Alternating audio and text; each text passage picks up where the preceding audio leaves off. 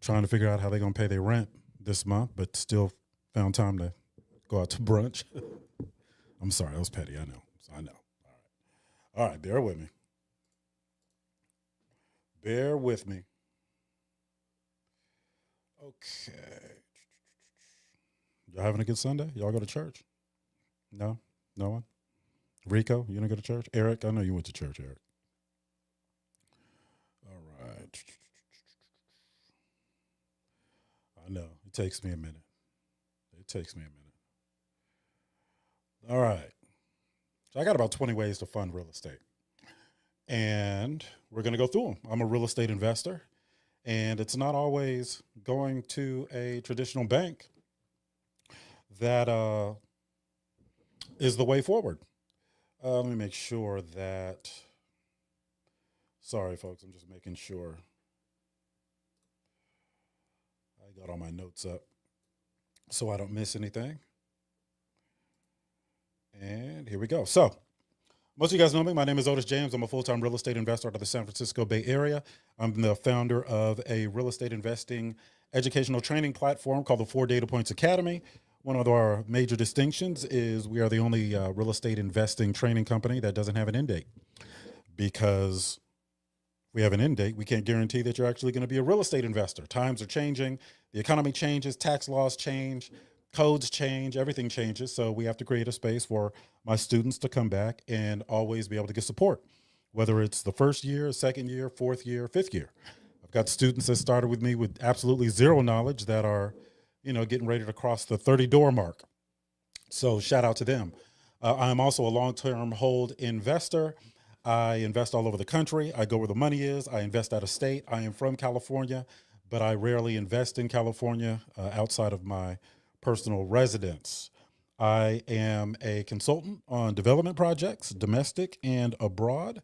I've consulted on some projects in foreign governments. What's up, Tiara? On foreign governments, I put that stuff on my social media if anybody cares. And I think that was actually a really good experience for me. So shout out to everybody that made that possible from the country of Senegal and the country of Gambia, and those in the States that played a part in bringing me in on those things. I come from the multifamily commercial industry. I left that industry at the corporate level. I was overseeing $650 million in multifamily commercial assets. I am, licensed in life insurance. I am not in the life insurance business, nor do I ever plan to be. But because I use it to buy real estate, and so I can speak intelligently about it, then I got licensed. I do a bunch of other stuff that sounds way more impressive on paper than in real life. I've had some success on the entrepreneurial side. I took $585 one day, created a company that went on to generate 7 figures in the short time that I had it. And so I'm not going to get into everything that I did because, let's be honest, most of you guys don't care anyway. That being said, it's all good. It's all good. That doesn't mean you're a bad person. Oh yeah, you want me to hurry up and get to it, right?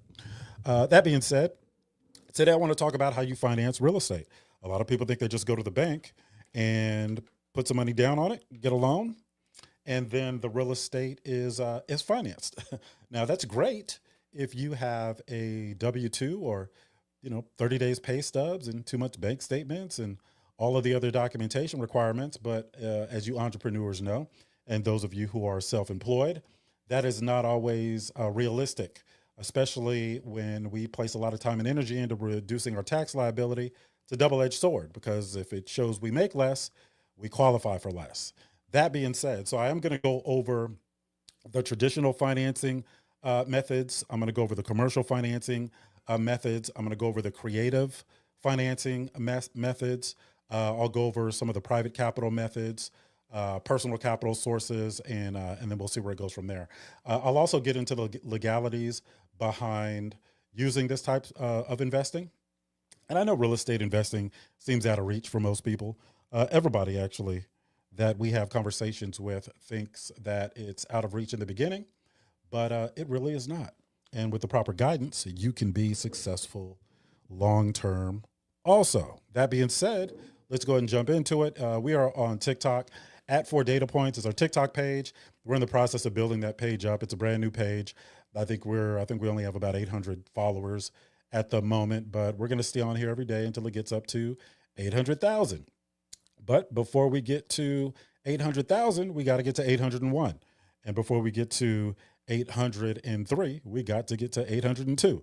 So we are staying in the fight. So if you guys want to see me, you can go on Instagram, Facebook, YouTube, or TikTok. TikTok, you guys, if you guys want to ask questions, feel free just to go ahead and put them up there, and I will try to answer them the best that I can. When we're going over all of these financing ways, amen. When we go over all these financing ways, people will have questions.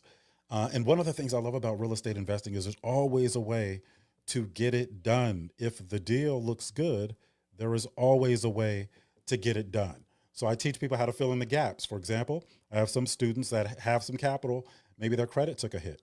I have some students that have no credit, but or have a great credit, but maybe their capital took a hit.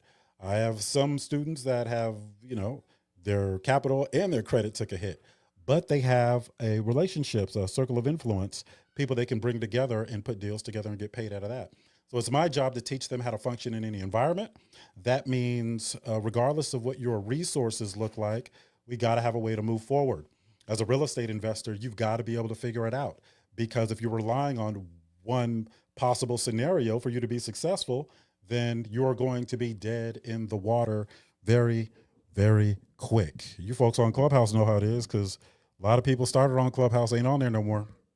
A lot of people selling courses on Clubhouse aren't doing it anymore. I wonder why that is. All right, so let's jump into it. So the approaching real estate like a consumer, you're typically using traditional financing methods. And we don't do that as real estate investors. And I can get into why, but a conventional mortgage is what most people start with. And it's typically when they're buying their first home. So when you're buying your first home, you get 20%, you get your W-2s together, they do a credit check, but they also do a DTI analysis. So basically, they look at your ability to repay the loan based on your current financial situation. And they look at your debt to income ratio, which is just what it sounds like, your debt relative to how much income that you bring in at the end of the month. And then they'll qualify you based on these things. Now, it's best for primary residences or investment properties with strong personal income. If you're house hacking and you're buying a fourplex, you can get a conventional mortgage and have the other 3 units pay all of the expenses and so on and so forth, right? So that is always going to be an option. Again, investors, we don't use that because of the documentation requirements. In that same category is FHA loans. FHA loans, if you're buying your personal residence, or let's say you're buying a duplex, triplex, or a fourplex, FHA loan is 3.5% down. It's backed by FHA, right? It must be owner occupied, and it can be used for 1 to 4 units. You military folks can use a VA loan. One of the benefits of using a VA loan is 0 down payment and no private mortgage insurance. So that is a really big deal for the folks looking to get into mortgage finance, real estate investing. I have a lot of friends in the military that use their VA loan, and some of these friends are worth millions and millions and millions of dollars, and they got started using the VA loan, right? But it must be owner occupied, and it can be used for multifamily up to 4 units. So 2 to 4 units and including a single family home. Now, again, a lot of this material is going to be dry, right? Until we get into the creative stuff, a lot of this stuff you can Google, right? You can find all this stuff. It's not a guarantee that you're going to get qualified to obtain some of this financing. But again, as long as we can continue to figure it out, then you're never going to be dead in the water or be in a bad position because you lack access to capital. USDA loan, 0% down. That's for rural properties, right? So you're not going to be using a USDA loan in the city somewhere. Hey, where did everybody go on Clubhouse? I used to have 200-300 people in these rooms, right? I guess it's just the 3 of us. Y'all could have just came to the house. Martine, Silver, and Donald. I don't even know if Donald's real. All right. Jumbo loan is for high value properties above the conforming loan limits, requires a higher credit score, higher debt to income ratio. So basically, a jumbo loan is traditional financing. You just got to make more because you're borrowing more. And if you are borrowing more, they want to make sure you can pay it back. So your debt to income ratio has to be a little higher. Again, this is when you're approaching real estate as a consumer. This is consumer financing. Real estate investors don't use any of this stuff, not the seasoned investors. Portfolio loan. Portfolio loan is just a loan that's held by the lender on their books. They don't sell it on the secondary money market. Lenders can be more flexible if they're keeping these loans on their books. If they plan on selling these loans after the fact, then Fannie Mae and Freddie Mac typically set the guidelines and lenders have to abide by them. All right. Now that I've given you all that useless information, let's get into the creative financing. If you are a real estate investor or you plan to be, you need to know how to structure seller financing, also called an owner carryback. So the seller becomes the lender, the buyer pays directly. Okay, so the buyer pays the seller directly. Terms are negotiable. It may include a balloon payment. It's useful when the buyer can't qualify traditionally. So let's say I'm looking at a property that I want to buy, and let's say owner Mike has the property. There's no debt against the property. There's no mortgage on it. And I say, hey, Mike, I want to buy your property, but I'm a real estate investor. I'm not going to qualify by traditional means. I try to reduce my taxable income as much as possible. So I'm limited to what I can qualify for. Would you be interested in seller financing? Is that fire start? I appreciate you. Are you interested in seller financing? So if Mike says yes, then we take what I'm going to buy the house for. Let's say I'm buying it for $200,000. We take that $200,000 and we make it into debt. And the document that we use to evidence that debt is a promissory note or promise to pay.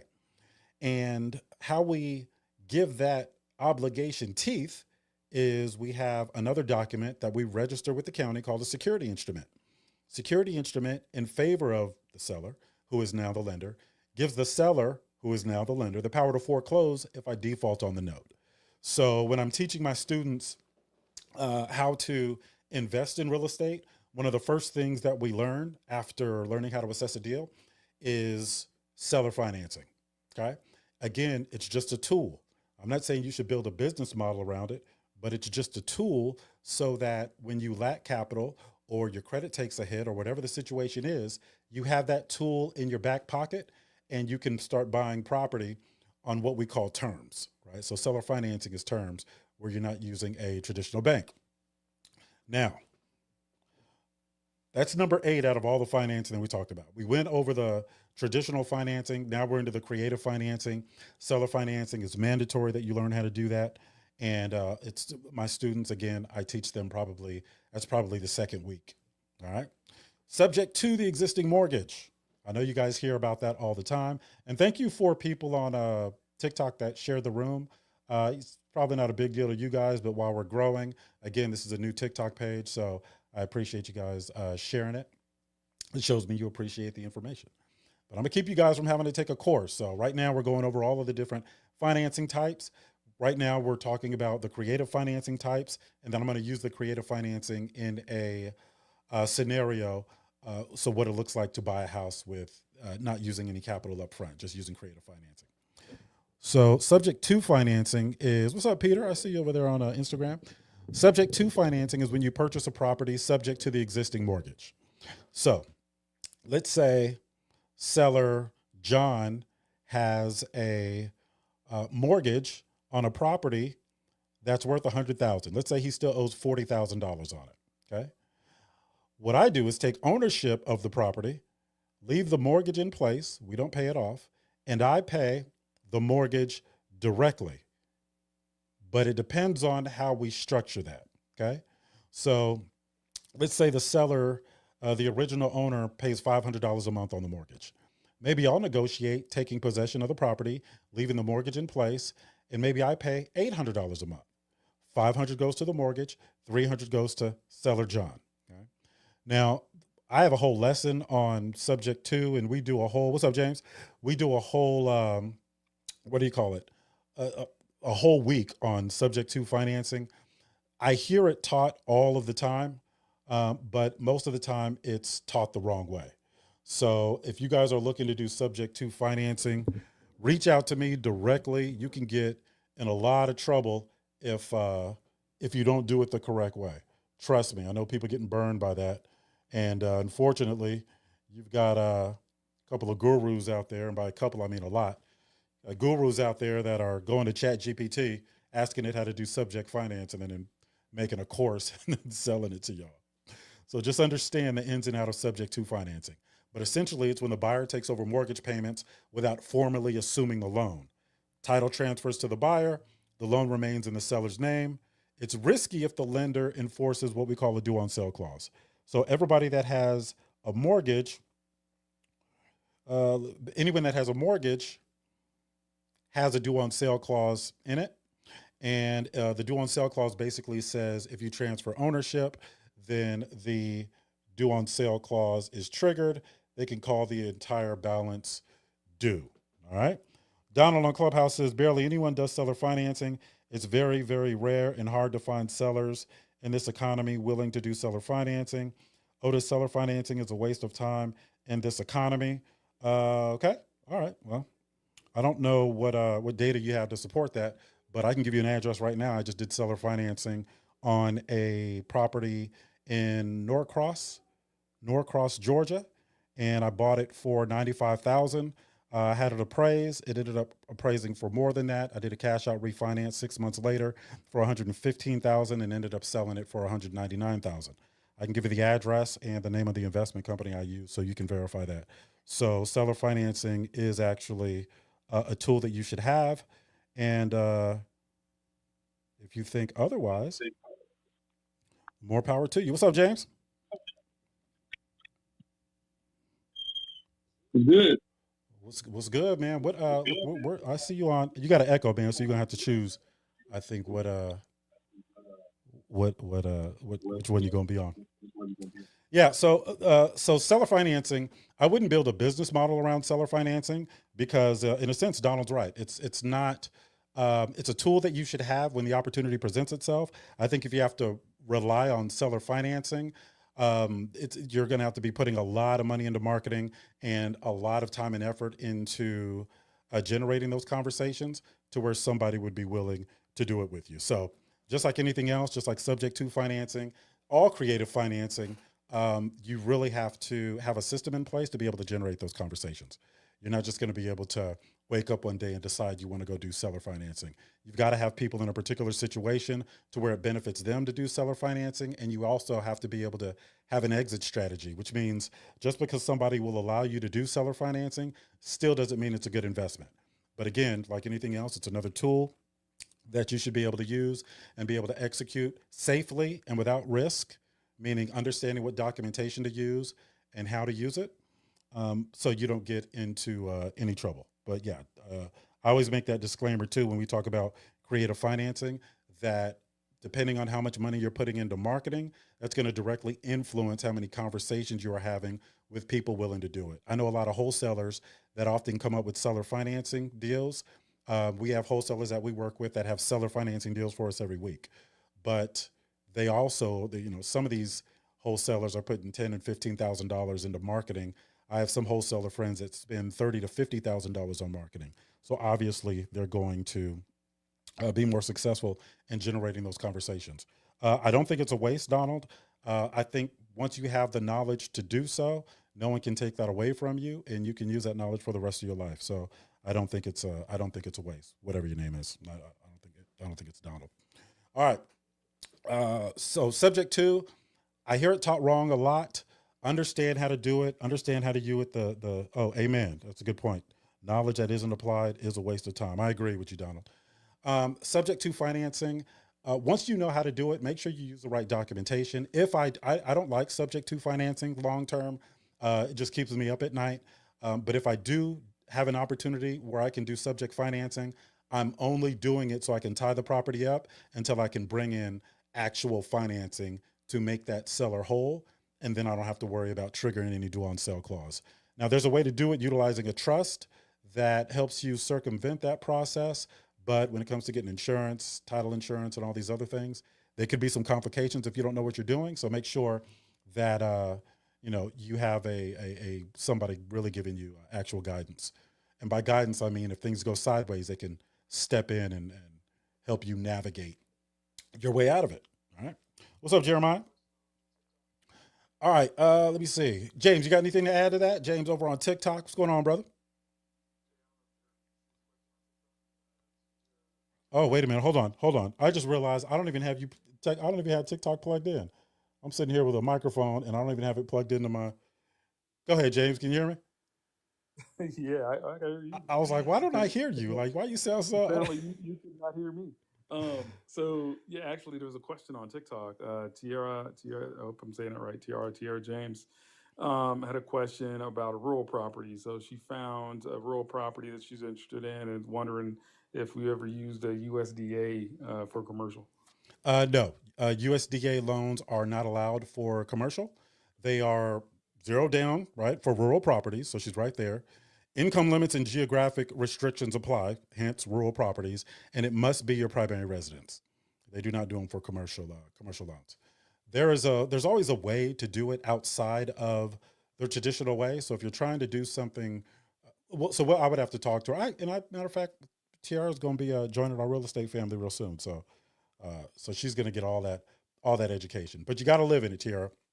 It's got to be your primary residence, and you got to be able to show it's your primary residence. Can you take over I'd a love to hear loan? about the information. I wasn't able to pull her up, but I'd love to hear about the specifics. Amen. Go ahead and come up, Tiara. But that's pretty much the gist of it. If she's, they don't do commercial property. Can you take over a loan on commercial property? Yeah, you could actually take a commercial property subject to. You can assume the loan if it's assumable, but you always have to be able to underwrite the deal to determine whether you want to do that or not. Anyway, now if there is a loan that you see is favorable, then you can work with the lender to see if you can assume that loan. But again, some loans are not assumable. Keep in mind though, these lenders, if they have a client that is paying 3.5% interest, and then you want to come in and assume it for 3.5% interest, they're going to lose some money on that, right? Because interest rates have gone up significantly. Keep in mind, though, when you assume a loan, you're still having the property reassessed. So property taxes are still going to change. You're still paying city and county transfer tax. So even if you assume the loan, just understand that there are still expenses that are going to increase based on the transfer of that property. All right, good question, though. VA loan and house hacking? Yes. So VA loan, as I said, a few. You just said something though that I think is important. Isn't the bottom line though? You gotta underwrite the deal. I mean, I hear a lot of people asking about different types of scenarios. And one of the things I worry about a little bit, and not necessarily this scenario, but I'm just saying in general, is a lot of times when there's a lot of times when people are asking a question, they've already kind of made a decision in their mind of that, hey, this is the property I'm going to buy, and I'm going to ask a question second. But I think your point about assessing it or doing the underwriting is a good one, especially when you're thinking about which way you're going to finance it. Absolutely, because at the end of the day, it's how much is it going to cost you versus how much is it going to make. And just because you can assume a loan still doesn't mean that it's a good deal. So you got to run the four data points first and then have the conversation about if you want to get involved or not. Four data points, those of you who have been following me a while know what that is, but it's four questions, hence the Four Data Points Academy. It's four questions that we ask anytime we're considering a subject property. And those questions are: what does it cost? What does it cost to fix up? What's it going to be worth when I'm done? How much income can it generate? So I wouldn't look to pursue anything until you have the answers to those four questions. Now, those four questions, question number one, what does it cost, also translates into what am I willing to pay? Because as investors, we do a lot of off market stuff. So we have to have a determination about what we're willing to pay for some of these properties. So once you underwrite it and then you determine you want to move forward, are you going to move forward based on the current interest rate if you can't assume the loan? Or do you plan on moving forward and assuming the loan? You need to understand whether it's going to make a difference because you are going to be in contract. You're going to have an earnest money deposit that's at risk. And you don't want to get into something and realize you can't assume it and then find out it's not going to pencil out at the current interest rate. So all that due diligence should be done beforehand. But you're right, James. I agree with you 100%, sir. Let me see. Let me see. Donald says we're living in a once in a lifetime stock market bounce back opportunity about to take place. By fiscal year 26, the market will reach the highest it's ever reached in the history of the market. All right. So we're talking about creative financing. We talked about seller financing. That was the first one out of the creative ones. Seller financing is when the seller becomes the lender, buyer pays directly. Terms are negotiable, may include a balloon payment. It's useful when the buyer can't qualify traditionally. I've done this multiple times. And sometimes it's not always about just straight seller financing. Sometimes there's been times where I've used seller financing in conjunction with an asset-based lender. All right, asset-based lender says, "Hey, we're only going to cover 80% of it or 75% of it."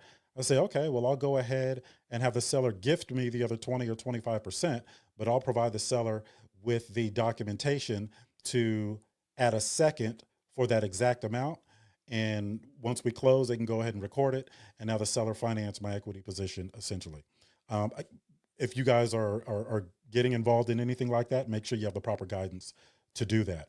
Keep in mind, with a lot of these strategies, there's a lot of things that have to pencil out, a lot of things that you have to check when you are trying to do some of these things, because you don't want to get into something and realize you missed a detail and you can't get out of it, and your earnest money deposit is in jeopardy. I see that the most with subject to financing. People are so excited about, and James, you've had some of these conversations. People are so excited about getting their first deal that now they're in a situation and they're calling us to bail them out when they should have called us beforehand so that we could have done all the due diligence to make sure that the deal was going to pencil out anyway. All right. Let me check. Any questions? All right. Wraparound mortgage, also called, especially in California, an all-inclusive deed of trust. The buyer makes the payment to the seller, who continues paying the original mortgage. It's common in seller finance deals where the original mortgage is still active. Both mortgages must be disclosed properly. Let me say that in a way that's easier to receive. Nico, Nico? You got a question? I didn't mean to skip you. If you got a question, go ahead. You may have to say it again so I can read it. But sorry if I skipped you. A wraparound mortgage is basically a mortgage that goes around another mortgage.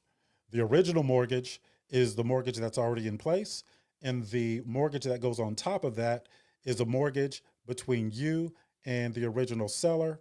So let's say the original seller has a mortgage, and that mortgage, he's paying 4%. And then you negotiate a mortgage with that seller for 5%. Well, 4% goes to the lender and he's pocketing the 1%. The higher mortgage, the second mortgage, the most recent mortgage, the one you negotiated directly with the seller, is the wraparound. So it's also called an all-inclusive deed of trust. Keep in mind, folks, a lot of these strategies, there's a better way to do it, right? Like subject to financing is all fine and dandy, but there's a better way to accomplish what you want to accomplish most of the time. So just because the creative strategy is out there doesn't always mean it's the best one to use. Also keep in mind that you can get creative as you want to, but if you can't find somebody that'll agree to allow you to do that, you're dead in the water anyway. So when you're learning these strategies, make sure you learn how to articulate it to somebody that doesn't know real estate investing, right? Otherwise, the answer is probably going to be no. Lease options, rent to own. A lease option. So you lease with the option to buy at a later date. Okay. These are two different documents. There's a traditional lease agreement, and then there's an option agreement. Make sure you keep them separate, especially in Texas. Make sure you keep them separate. The lease agreement and the option agreement. Now, there's three ways to make money. If I am the person that owns the property and I'm going to rent it out on a lease option to somebody, I make money on the option fee, the upfront option fee. I'll typically raise the rent just above market, right? Maybe I'll let some of that go towards their down payment, right? And then when I sell it to them. So there's three opportunities to make money: the option fee, the increase in rent, and from the actual sale. Okay. Make sure, as with anything, when you do a lease option, and we're just going to call it rent to own. Rent to own is easily understood by people who aren't real estate investors. Just make sure you know all the rules, and you better know how to be a landlord, by the way. All right. So lease with the option to buy at a predetermined price. It can be that way, or you can add language in there that allows the option to purchase at whatever the appraised value is at the time. Remember, it's up to you what kind of language you want to put in here. All right. If you are in a mentorship group or a mentorship program, I tell all my students before you're doing anything creative, talk to me first and let's go over it to make sure we're not missing anything and make sure that there's no additional language that we need to add in so you can protect yourself. All right. Let me see. Otis, the issue I have with all these creative financing schemes, it doesn't apply to masses because we're in a seller's market. Prices are inflated everywhere. In a seller's market, these schemes don't work. These are just tools, Donald. They're just tools. I'm not saying you should build a business model around any one of these. I'm saying you should know them all so you recognize the opportunity when it presents itself. So you keep going back to, this hardly ever works. Yeah, it's relative to traditional transactions. The percentage is very, very low. No one is disputing that. I'm saying as a seasoned real estate investor, you need to know every single strategy, period. All right. So you keep making the same point, and no one's disputing that. Okay. There's some creative finance strategies that I haven't used in 15 years, but I'm making sure that I know them because if the opportunity presents itself, I have that tool in my toolbox. All right. All right. Agreement for deed, land contract. This is an example of one of them that I never use, right? The seller retains title until the full purchase price is paid. The buyer has an equitable interest, often used when traditional financing isn't possible. The reason I don't use this agreement for deed or land contract is because I'm a value add investor. And I can't have the seller retain title because I'm going to put money into fixing the property up. And when I fix the property up and increase the value, I leverage that value or sell the property if I have to. All right. I don't put money into a property that I don't own. But an agreement for deed or a land contract has its place. It serves a purpose. Maybe not for me, but it does serve a purpose. For example, I may get into a land contract if there's language that I can exit out prior to the full contract coming to fruition, right? So I could use it as I don't want to call it a stall tactic, but I can use it to tie up the property until I can refinance out of it with funds from another project that I need to wrap up or whatever it is. So let me see. Come on up. What is that? A star is born. All right. A star is born. All right. Okay. So I tried to bring you up. I don't know what's happened. All right. Oh, I see you, Brandon. What's up, man? What's going on, Brandon, on Clubhouse? It said a star is born Oh, for some hey, reason. hey, can you hear me? I hear you now. What's going on, brother? All right, I got a question for you. So Yes, I'm sir. cutting the grass, Tell but everybody, I tell was everybody on who you are Facebook. first, man. You got to tell everybody who you are because your story is impressive. Hey, how you doing? My name is Brandon. I'm a real estate investor. I started just like a lot of beginners on Clubhouse. I actually broke my leg, and when I was on bed rest, when I broke my leg, I happened to get on Clubhouse and seen a real estate room and said real estate investing for beginners. I got up there. I was in the audience. I just started asking questions. Fast forward, I own multiple properties. I'm in and out of deals every day. I got 5 deals that's laying across the table right now. And honestly, if it wasn't, I always wanted to get in real estate, but if it wasn't for Otis and James, I would never be in the position that I'm in right now. And I tell them all the time, you know, I thank them for changing my life because they opened my eyes to things that I could never imagine without them. Amen. Amen. And I didn't pay you to say that, did I? Oh, that's I did. no, no, no, no, no, no, no, no, no. I mean, you slid me 50 in Houston, but oh, okay. Hey, man, here's $20. Go ahead and say something good. Just make something But up. Right on, man. Right on. but What's your I got a question? question for you. Yes, sir. So look, I got a deal that a lady called me today, and she got 2 houses. She wants 70,000, but she ready to negotiate. She Okay. said she'll negotiate. One house is already rented. It's a 2 bedroom, 1 bathroom. It rents for $1,000 a month. Okay. And the other house is a 2 bedroom, 1 bathroom. She just put a new roof on there, new siding, new flooring, new countertops, Okay. and they just really just want to be done with the property. Okay. So my question is, should I just go to the bank and get a loan for it? Because I was been talking to a bank. They said, look, if you put down 6,000, if you put down 12,000, we'll be able to finance this deal for you for $12,000 in the door. So I was thinking to myself, okay, one property that's already rented, they got a tenant in there that pays $1,000 a month. They never had trouble with the tenant. The tenant is actually on Section 8, and they just renewed their lease with Section 8 last month. So does that sound like a pretty good deal to you? Do it. You're talking about 70,000. Is it 70,000 for both of them or 70,000 a piece? No, actually, she willing to negotiate. So I rolled past the first house. I can't look at the other house till tomorrow, but I know what Section 8 rules down here, you know what I'm saying, that where I'm at, that they don't play around. So yeah. I'm going to talk her down to 60,000. So it was 70,000 for both of them. I'm going to try to get her down to 60,000. Like she said, her and her husband just really want to get out of the properties, and they willing to negotiate.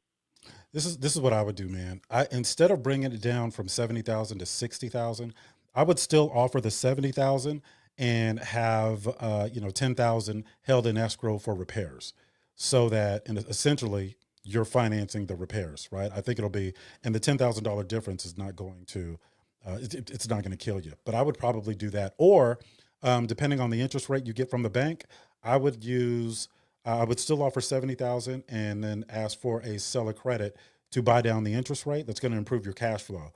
So, if they're a little apprehensive about giving it to you at 60,000, that's still a really good deal at 70,000. And that's just for the one property. You're talking about $1,000 a month. That's for it. Yeah, that's a good deal, man. If you want to get into the details, or, if there's some documentation or you need help writing an offer or whatever it is, let me know. Brandon's in our real estate family, folks, so he could always just call me directly. But so I'm glad he came up to answer the question or ask the question. But yeah, man, that's a good deal. I would do that. And then I got another deal, 1 bedroom. It's already rented out. I kind of want this deal because it's a 1 bedroom. It's already rented out. The guy done already fixed it up. He was gonna sell it. He was gonna give it to his daughter, but he got about 40 other houses, so he wanted to sell it to me. The price is $18,000, and it's already rented out for $800 a month. Okay, I would take that too, but keep in mind when you're looking at a 1 bedroom, you're reducing the size of the group that you can pull from with respect to the demand for 1 bedrooms. So if that tenant moves out, it's harder to lease a 1 bedroom than it is to lease a 2 bedroom or a 3 bedroom. And when you do get a 1 bedroom leased, it tends to be a shorter tenancy because it's typically just somebody that lives by themselves, possibly another person, but they might have kids, and you see what I'm saying? So I personally don't buy 1 bedrooms. Not that they're bad investments, but those are the things that I look at for long term. So if you're okay with that based on the current scenario, then go ahead and get it. It sounds like you can get all 3 of these. Yeah, I'm thinking about it. Like I say, to be honest, since I started on Clubhouse with you, in the houses that I got, I never touched that money. So that money just in the bank every month. I never even take money out of it. So I got the money to purchase all the houses if I wanted to, cash. But like I say, I'm trying to do it a different way. All the properties that I own them out 100%. No bank loan on none of them. So I'm trying to do it different. Amen. Hey, folks, Clubhouse is a social audio app. I know people are asking on TikTok.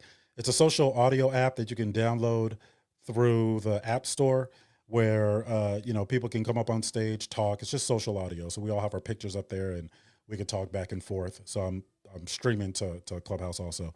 Brandon, you need to start getting into apartment buildings, brother. I know. I mean that's my next step up. Yeah. But it's just I'm getting so many deals now. Like I've been looking at 3 houses probably every week, because a lot of people, want to get up out of them and this and that. So it's really just like me picking through them, saying, okay, I want this house, I want that house. But I did tell myself every year my plan is to purchase like two homes until I step up to getting into apartment building. Nice, nice. Yeah, those are good deals, man. Do it all day. Do it. Do it.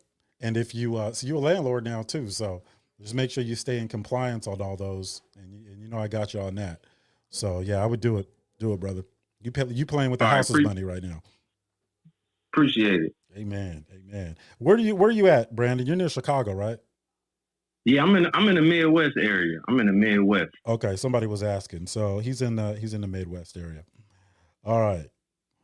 That's what's up, man. I love hearing them stories. Let me see. Kim says, 18K, I would take a turnkey one bedroom. It's becoming easier to get people to take. I'm guessing one bedrooms. More people are choosing to live solo than ever before. Amen. I still look at. So I was overseeing 3,000 units at one time.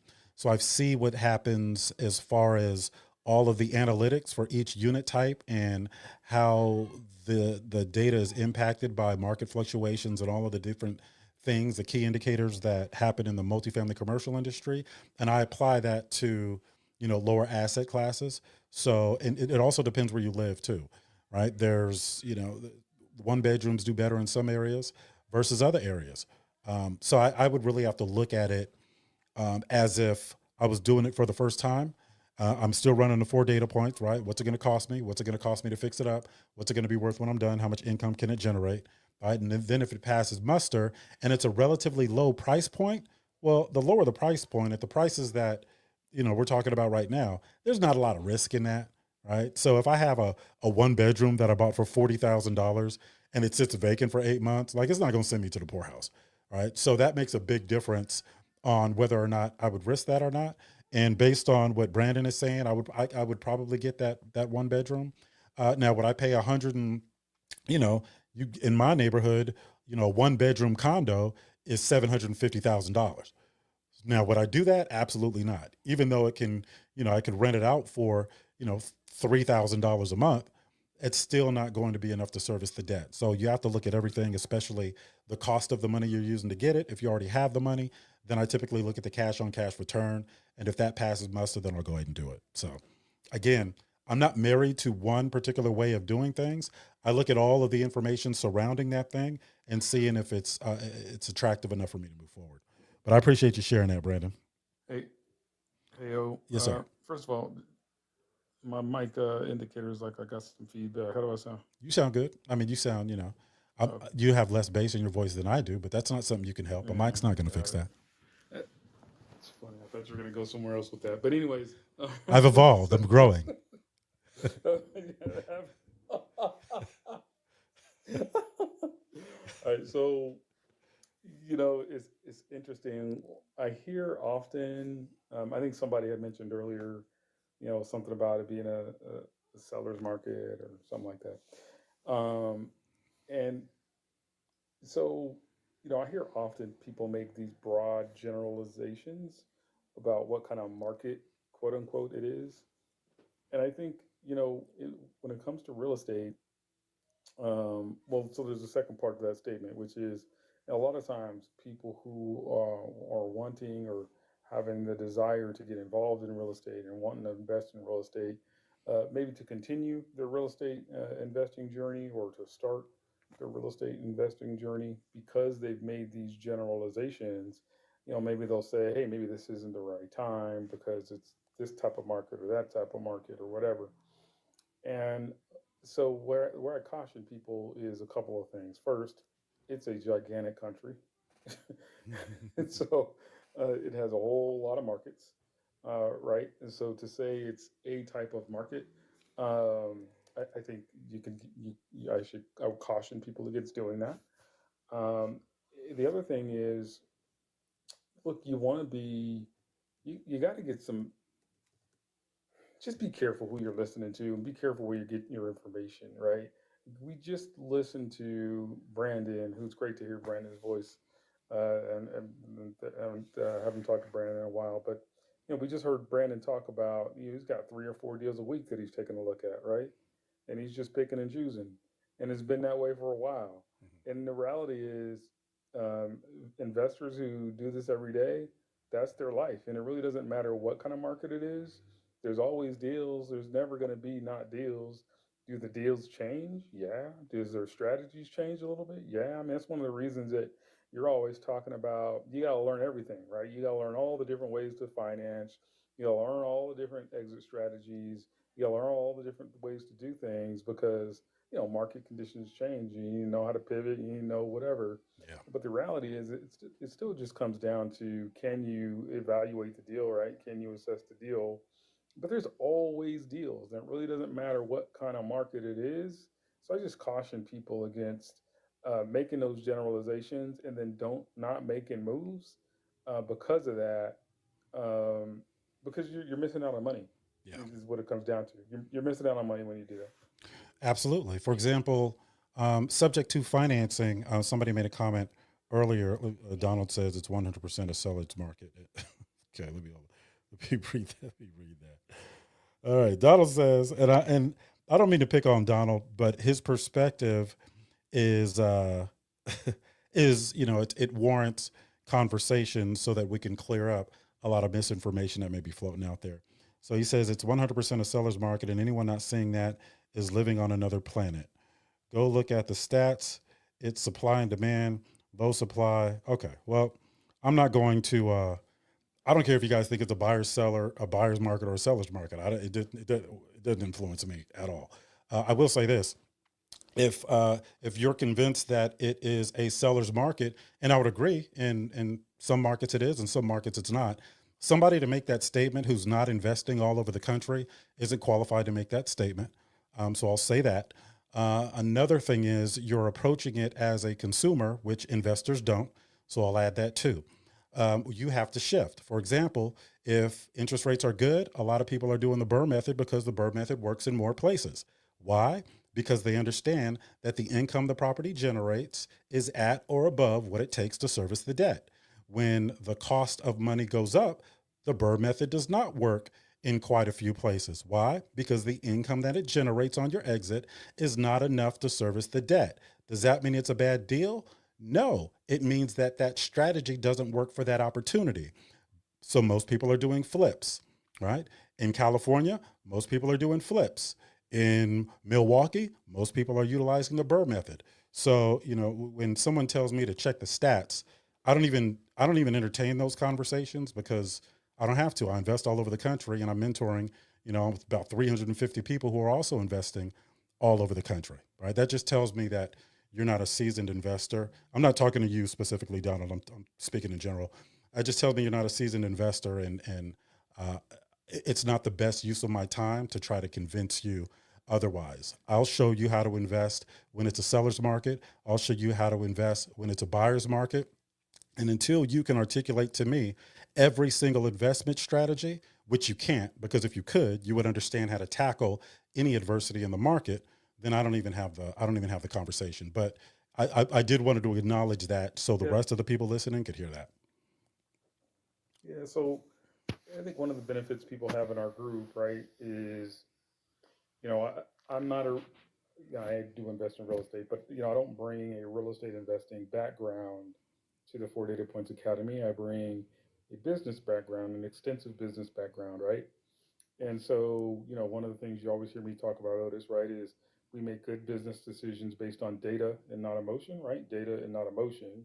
And when I teach that part of it, there's two types of data, right? There's internal data and there's external data.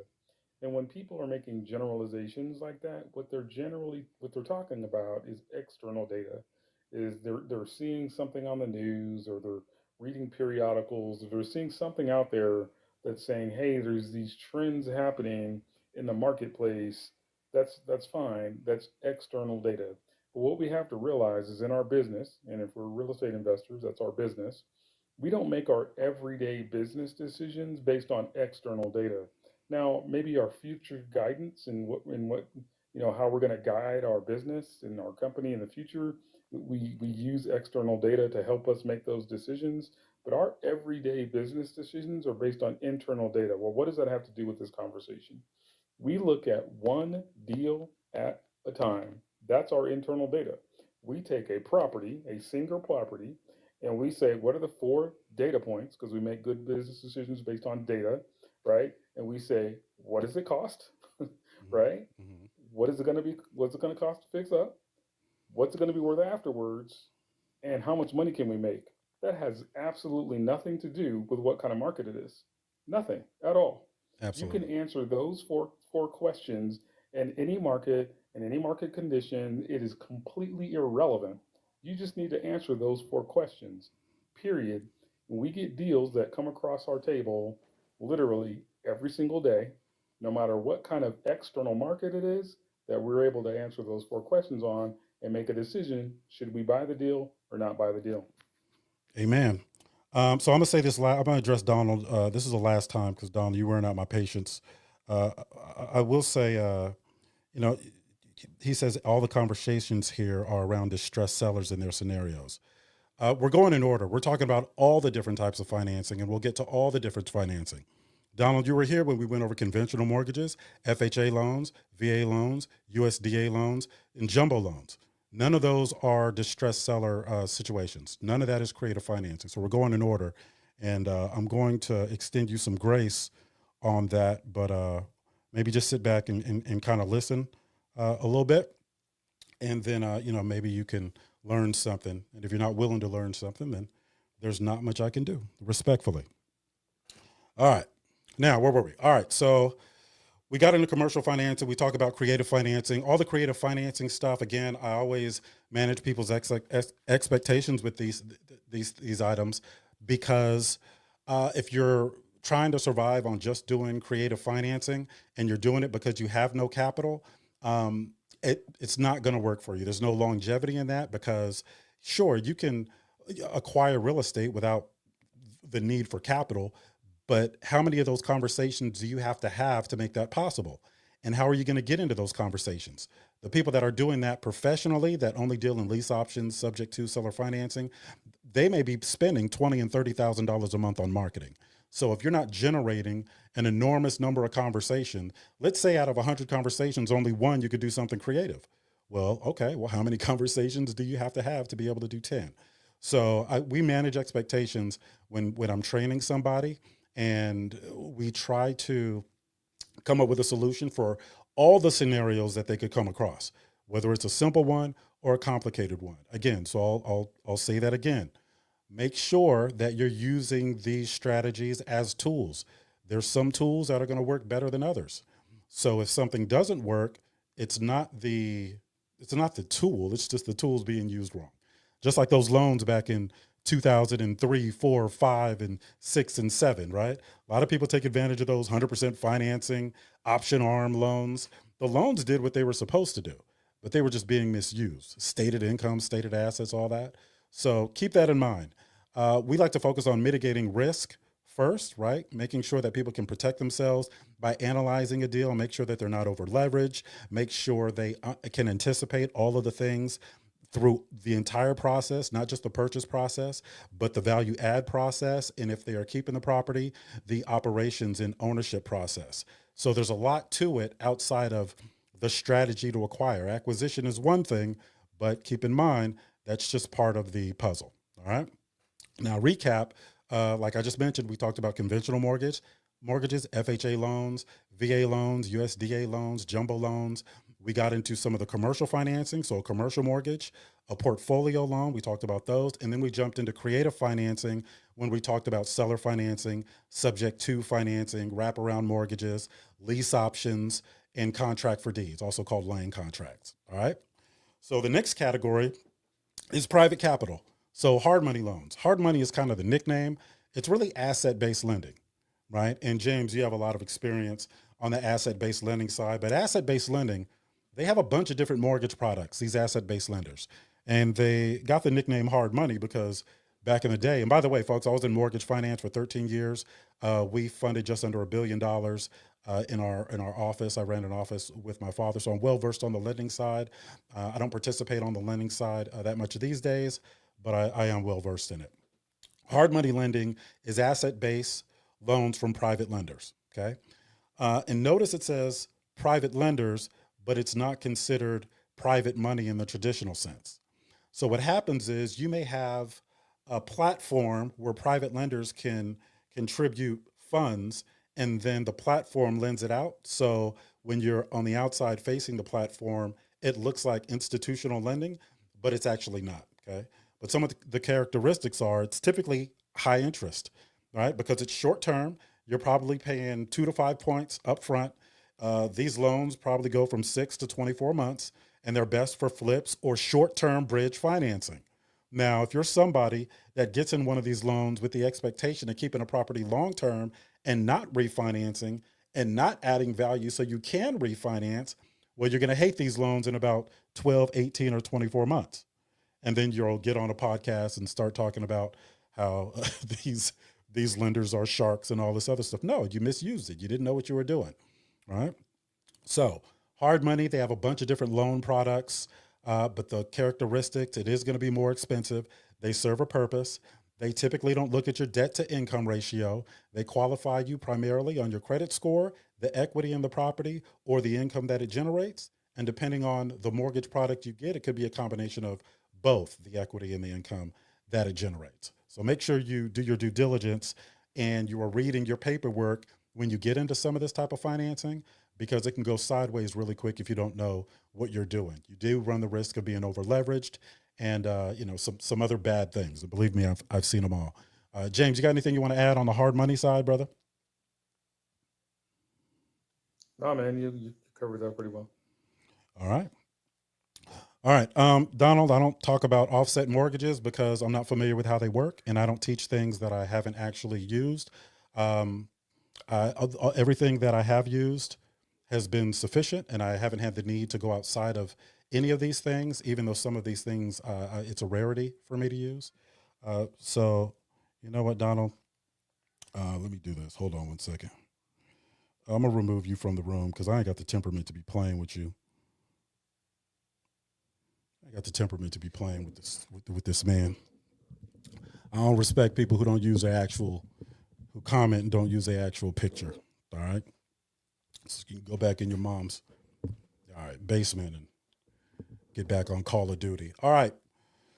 Equity partnerships, joint ventures. Anybody else on Clubhouse got any questions? I don't want to continue unless all the questions are being answered. James sounds good to me on this one on my end. On Clubhouse, is everybody having a problem? Put a 1 in the chat if there's something going on with James's no, Kimberly, you're fine. You're good. I'm not talking about everybody that doesn't have a picture. I'm talking about people that are coming in and want to challenge every word that comes out of my mouth. All right. So, you know what I'm saying? Like I'm from the old generation. I don't know what I can only go so long before I show up at your house. All right. That being said, all right. Equity partnerships. Equity partnerships and joint ventures. This is the more advanced stuff. And I like to teach people how to do equity partnerships and joint ventures. When I say I like it, I mean that literally. Let me see. Louis says, how can I join the Clubhouse? I just downloaded the app. Go ahead and text that number at the top of my head over on Louis. Go ahead and text that number and ask me that question, and I'll send you some instructions. I don't do the scheduled rooms on Clubhouse anymore. I open up Clubhouse when I'm live streaming everywhere else, so I can justify the time. But it's a good networking app. Say what you will about it, but it's pretty good. So I like teaching people how to do equity partnerships and joint ventures, because there's times where all of my capital was spread out among projects, and I still need to generate revenue, right? Especially since a lot of my real estate investing I pour back into our company to improve the end user's experience, right? And I have to do that because when people sign up with us, we're the only company that doesn't have an end date. So we train people until they no longer need to be trained. That means when they're a beginner, we're training them. When they're intermediate, we may be training them on different stuff. And then when they're advanced 2-3 years later, we're training them on different stuff. So I use a lot of my real estate investing to supplement our program. Understanding how to put together equity partnerships and joint ventures allows you to create another revenue stream where you don't have to directly invest. For example, I can take an acquisition fee by finding a deal and putting a group together, right? Now, I can write myself into the deal, and there's all types of options, but knowing how to do that just adds a different revenue stream. So equity partnerships and joint ventures, that's also a way to finance deals. The partners provide the capital, you provide the sweat equity. It requires a written agreement outlining ownership, profit split, and responsibilities, and it can be structured as a LLC, limited partnership, a few entities. Before you determine which entity you want to use, talk to a qualified professional. Just because certain entities work for me in certain situations doesn't mean they'll work for you in your situation. So, everybody that joins our real estate family, there's a reason why we set you guys up with a consult with qualified professionals to make sure that you're not, just going out there and to LegalZoom and putting LLCs together and, all that good stuff. All right. Just keep that in mind. And then we're on 16 now. I'm going to do a quick recap. We were talking about all the ways to finance real estate. Conventional mortgage, FHA loan, VA loan, USDA loan, jumbo loan. That's typically when you're buying something that you're going to live in. Commercial financing, we typically use commercial mortgages. The options are limited. That's for 5-unit properties or mixed-use buildings. They're underwritten based on the property's cash flow. So when you hear DSCR, that sounds for debt service coverage ratio. That is a formula that they use to determine how much income a property needs to generate for you to qualify for that mortgage. For example, if your debt service coverage ratio is 1.25, when converted to a percentage, that's 125%. That means the rental income has to equal at or be above 125% of what it costs you to own the property. Okay. It's typically still requires a down payment, 20, 25, 30%. And those amortization schedules are typically 20, 25 years.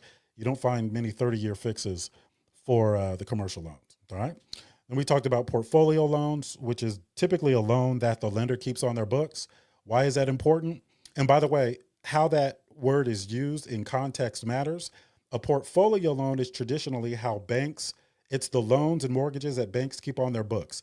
That means they don't sell them on the secondary money market.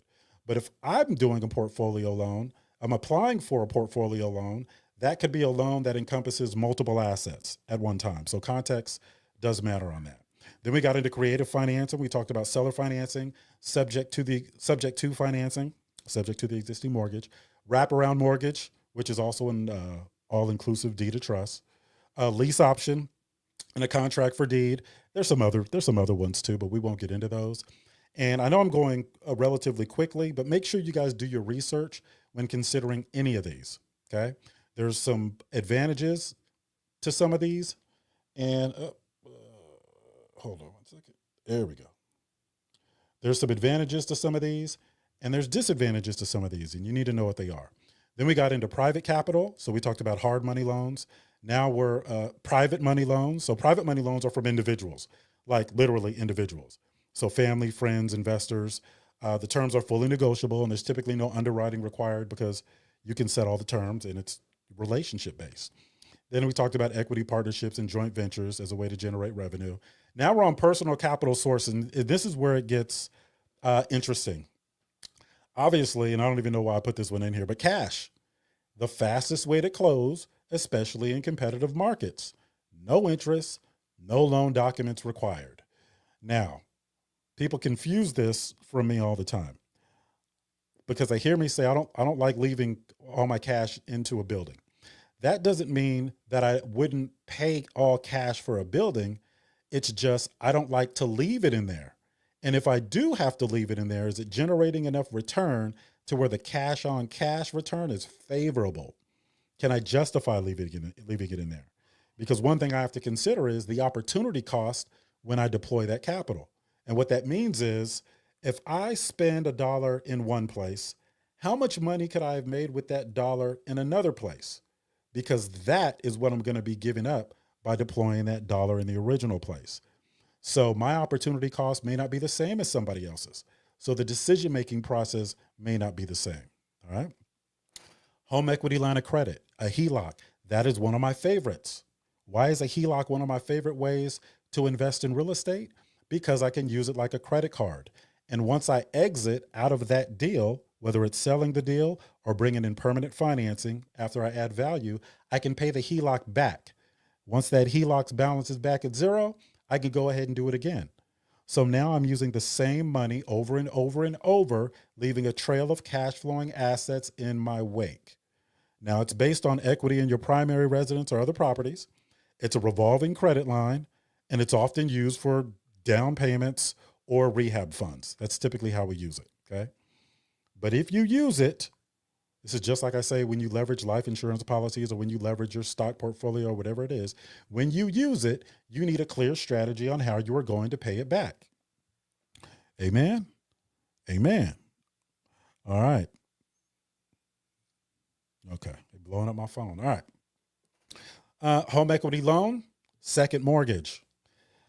Home equity line of credit and a home equity loan are not the same thing. A home equity line of credit is a revolving credit line. A home equity loan is a second mortgage, a lump sum loan, a lump sum loan secured by property equity. It's fixed interest and it has amortization. That means it is an amount that is stretched out over a certain number of years. That payment doesn't change. Even if you pay half of it back, that payment doesn't change. Even if you pay 90% of it back, that payment doesn't change. And if you want access to that equity again, you've got to get a new loan, right? So again, there aren't many bad loans. There are loans misused and people call them bad. There are some loans that, for what I like to do, the type of investing I like to do, are not good. That doesn't mean the loan is bad. That just means it's not favorable based on what I like to do. Sherifat, Bernicia, Kendra, how you doing? What's up, Michael? I know that face anywhere. What's going on, brother? Michael on Clubhouse. All right. Cash out refinance. We're at number 19, folks. This is the 19th way to finance real estate. Refinance existing property to pull out equity. It's useful for funding new purchases or rehab costs. Keep in mind, when you secure financing from your personal residence to invest in real estate, you have to pay that back. That's going to come at a cost. So once you stabilize the real estate that you're investing in, it may seem profitable, but you have to factor in what you have to pay back on the original financing you used to get it. So when I have a conversation with one of my students about, hey, I'm going to pull money out of my house to go get this 5-unit apartment building. We look at the 5-unit apartment building, the numbers, it's penciling out. And I say, all right, cool. But how much is it going to cost you to pay back the financing you pulled out of your house? Well, X amount of dollars. Okay, well, we need to bring that over into the numbers that we're running on this 5-unit apartment building because you have to include that debt. And that is going to impact your cash flow. So on the building by itself may look like it's cash flowing, but your entire situation, right, may not be with respect to that building and the financing you pulled out of your personal residence. So being a mentor, I have to understand that sometimes my students don't always know which questions to ask, right? They have good intentions. They can underwrite deals. Some of the more advanced ones really don't need me. They're just a part of our community now, but they don't know what questions to ask. So it's my job to step in and look at everything, right? Everything, and ask the questions that they may not know that they need to. Amen. Credit cards. If I go on Instagram or TikTok one more time and hear somebody talking about financing these projects with credit cards, it's really sad. It is really sad. It's risky and it's high interest. It's useful for small expenses or earnest money. I'll probably limit it to that. Small money or earnest money. Small expenses or earnest money. And it should be paid off quickly or used with 0% APR, right? So if you want to fund a rehab, great. If you want to buy your own materials, great. But understand, you've got to run those numbers with the overall numbers. So if you put, $25,000 of materials on a credit card, you're going to carry that balance until you exit out of that property. And you're carrying that balance at 25 and 30% sometimes. Or, them credit card companies do 29.9%, right? But let's say you got a credit card with a $30,000 limit with 0% interest for the first 12 months. And you want to put it into a project that you're going to exit out of in 6 to 9 months. Absolutely. All right. So managing debt is very, very important. We have access to resources that can get people funding for just about anything. But even when they engage, in that type of funding, I still have to step in and make sure that they're not getting over leveraged. So yes, you qualify for $90,000. How about you just take 40 for right now, right? Because just because you can get it doesn't mean it's going to help you. You get too much and you're over leveraged, it can hurt you. And our belief is we mitigate risk first. Okay. So credit cards can be really, really risky. They can be effective if you know how to manage them and you use them responsibly. But it is what it is. I keep credit cards as kind of a safety net, right? Safety net. And I've been on projects where we went over budget, and then we went over budget again, and just it was a combination of a bunch of different things going bad at one time, and I had to rely on credit cards to get me out of it. And even though we may have made $100,000 on the deal after it was all said and done, that money had to go elsewhere, and I was paying on some of them credit cards for a while. So just be responsible. Now, my favorite for you baby boomers, if you any baby boomers out there, I love y'all. And I want to thank any baby boomers out there for raising Gen X the right way. Thank you if there's any. I'm looking in the audience on Clubhouse. I don't see anybody old enough to be a baby boomer, but thank you if you're out there. Self-directed IRAs. I love those. They are always underutilized. They can invest in real estate, in rentals, flips, etc. You must avoid prohibited transactions like no self-dealing and no personal use. That money has to go back into the self-directed IRA. All expenses must be paid by the IRA. All income goes back into the IRA. Again, I am not a qualified professional when it comes to investment vehicles. I'm just very familiar with them because I deal in them so much of my investing life, right? But again, talk to a qualified professional when you're looking at investing, utilizing a self-directed IRA. They are absolutely outstanding for investing in, and real estate just obliterates the type of returns that these IRAs are getting on their own. Obliterates. Solo 401k, qualified retirement plan. See, these are for self-employed or business owners with no employees. They're more flexible than a self-directed IRA. You can borrow up to $50,000 or 50% of the account, and it's similar. Prohibited transaction rules apply, right? So no self-dealings, and money has to go back to it. I said that was my favorite. That's probably right up there with whole life insurance. So you guys know I'm licensed in life insurance. I'm not in the insurance business, but I got licensed in it because I utilize it for real estate, and I don't want to be in the business. I'm not in the business. I've never been in the life insurance business, but so I can speak intelligently about it, I got licensed. You can borrow against the cash value of the policy. There's no credit check because you're really borrowing from yourself. Interest accrues. So even when you borrow from it, you're not touching the policy itself. The policy stays in force and continues to accrue interest. And it's often used for long-term or passive investments. Let me give you an example. Let's say I see a 5-unit apartment building in Missouri somewhere. They want $100,000. Okay. I got a life insurance policy. Let's say the cash value is $200,000. I could borrow that $100,000 against the policy. The policy does not change. Okay. It's still in place. It's still adding value, right? It's still gaining interest. It's still, growing. But now I borrowed $100,000 against it to buy that apartment building. Now, but I'm a value add investor. So if I'm buying a $100,000 apartment building, when I'm done with it, it's going to be worth 170, 180, right? But I'll borrow all the money from the policy to be able to do that and then add value. Now, let's say I bring it up to $170,000, the value, right? I still got to pay back my life insurance policy with interest. But who do you think that interest goes to? It goes back to me, right? And I know once I bring that $100,000 apartment building's value up to $170,000, I know I can get a mortgage on it. 75 to 80%. I'm going to say 75 to be conservative, right? So I can get a $127,000 mortgage on that property. So when that mortgage comes in, I've got the property stabilized. I got tenants in there. I got $127,000. It's really $127,500. I get that $127,000 mortgage. What do you think I'm going to do with that? I got a $127,000 mortgage on the apartment building, but there was no debt against it. I paid cash for it, cash because I borrowed against my life insurance policy. Well, $100,000 of that $127,000 mortgage, I'm just going to put it back into my life insurance policy and pay that back. Now I got $127,000 mortgage, and it's generating enough rental income to service that debt and give me nice cash flow. And how do I know that it's going to do that? I didn't have to guess it was going to do that. I ran the 4 data points. What does it cost? What does it cost to fix up? What's it going to be worth when I'm done? How much income can it generate? All right. 1031 exchange. That's just used to defer capital gains tax when selling one investment property and purchasing another. All right.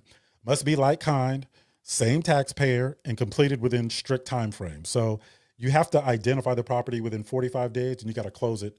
You got to close on the property within 180 days. Right. This is what a lot of people don't realize about 1031 exchanges. An intermediary is required. So when you sell the first property, that money doesn't go into your bank account. All right.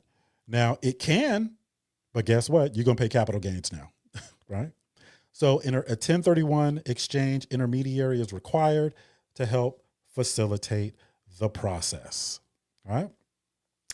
Now we get into more complicated stuff. Let me see. Oh, let me see if there's any questions here. Let me see. James. Okay. Oh, I'm about to add my. Okay. What's up, Angel? All right. I can hear James. His mic is just not too clear. Okay. All right. All right. Crowdfunding and syndication. Be careful with syndication, folks. You want to put a group of people together to go buy a small property. Let's say you put 5 people together and go buy a $50,000 property. There better be a pre-existing relationship there, because if the SEC finds that you are syndicating without the proper paperwork in order, you can get in a lot of trouble, right? So basically, real estate syndication is when you pull investor funds into a larger deal, passive for limited partners, right? General partner manages the deal, and it typically requires SEC compliance and accredited investors. Last time I looked, accredited investors are investors that make $250,000 a year or have a net worth of $1 million or more, not including their personal residence. So I'm accredited. That being said, just make sure that that's typically done for the larger development deals and, apartment developments and the really big projects, right? People always ask me why I don't do real estate syndication. I'm just not excited about it. I don't want to create another job for myself, and it's just not, it requires too much of my time. Big payouts. I've got friends in that space, they're making $4 and $5 million a deal on these things, which, it's starting to sound a little more attractive. All right. Crowdfunding platforms. Some of you guys have heard of these platforms like Fundrise is one of them. I think Realty Mogul is another one. It's a platform that allows smaller investors to invest in large commercial projects. So it's usually passive investments. They may have minimums and lockup periods. Some require accreditation. If you're going to do any crowdfunding, just make sure you stay in compliance. And these are my least favorite as we close out in a second. Community development block grants. These are federal funds for development in underserved communities, must meet minimum income and area criteria. I don't like working with the government for anything. Local housing authority programs, down payment assistance, rent guarantees, rehabs on loans. There are income and location restrictions. Again, I don't like working with the government on anything. New market tax credits, opportunity zones. These are tax incentives for investing in distressed or low income areas, must meet business or improvement criteria. Again, I don't like dealing with the government for anything. All right. Not saying that these are bad situations, right? But I prefer not to. Now, I'll close out with this. Legal and compliance, just some quick notes. Always structure deals with proper documentation.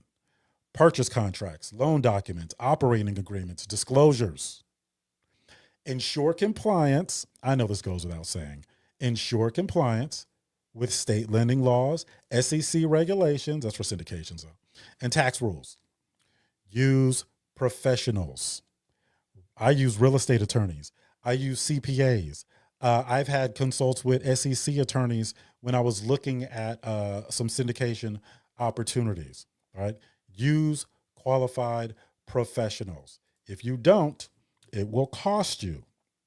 All right. Now, a lot of this stuff sounds overwhelming, and I understand that. We kind of breeze through it, right? If I deal with people that want to become real estate investors, and some of them are in this room, right? I see let's see, Michael down there. I see Jeremiah down there. Kim, is that like Kim? Kim, are you in our real estate family? Robinson. I don't recognize a Robinson name. So it's not their job to know all this stuff. It's not their job to know anything, right? When people come on with us, we got 7 to 8 weeks. We go real slow. We do one topic a week. We do it multiple days. And even though when they finish that first 7, 8 weeks, they don't feel like real estate investors, that's okay. They're not supposed to feel like real estate investors. They're supposed to get out there and start doing the stuff, and we give them enough support so they're never out there trying to figure out what to do next. How long do we do that for? Until they determine that we no longer need to do it. We have no end date. We continue offering them support and continued education. Some of the things we do for our real estate family go way beyond just teaching real estate. Okay. Sometimes I'll have to step in and just take over something for them because one, it's faster and maybe time is of the essence. Okay. Our best marketing are people that are in our real estate family that talk good about us behind our back. Brandon was one of them. I ain't seen Brandon in a minute, but Brandon came up here and he was one of them. So if you guys are interested in exploring real estate investing, we're very flexible. Classes are in the evenings. We don't encourage you to just quit your job and dive into it. If you want to do that, great. But we always caution people, right? We teach people how to invest all over the country from a distance. Don't be scared. It can be done. My last 5 deals were on the other side of the country, and I didn't even see them in person prior to acquiring them, all right? And we stay in for the long haul, okay? That being said, I think we're going to wrap up, right? Those on TikTok, there's a number above my head. If you want more information, feel free to text 4DPA to 702-710-8030. 4DPA stands for 4 Data Points Academy. Somebody always asks, why 4 Data Points Academy? What does it cost? What does it cost to fix up? What's it going to be worth when I'm done? How much income can it generate? 4 questions. That's the foundation of real estate. Let's master those 4 questions. And if you can, I'll teach you how to interpret the answers and I'll take you to the promised land with the rest. Now, before I close out, is there any other questions? What's my TikTok page? Yeah, you know what? Can y'all follow me on TikTok? This is a new page and I'm going to put it in the chat. This is a new page, so we're trying to build it up. And I'm seasoned enough for it not to bother me, but I'll be doing a TikTok live. And when you're building up your page, you might just be talking to 3 or 4 people.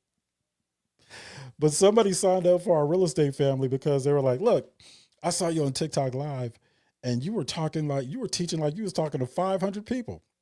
So that's what made me want to reach out to you. But I've been doing this for a long time, folks. I was 3 years old going to real estate meetings with my dad. I'm 49 now, and I've been an active participant in just about every area of real estate, not just investing, but even on the sales and broker side and the finance side and the management side and all that. All right. Thank you for the people that shared the room. Really, really appreciate it. I think I'm gonna tap out. I will stay. I'm in the live stream, but I will stay on because this goes to YouTube and everywhere else.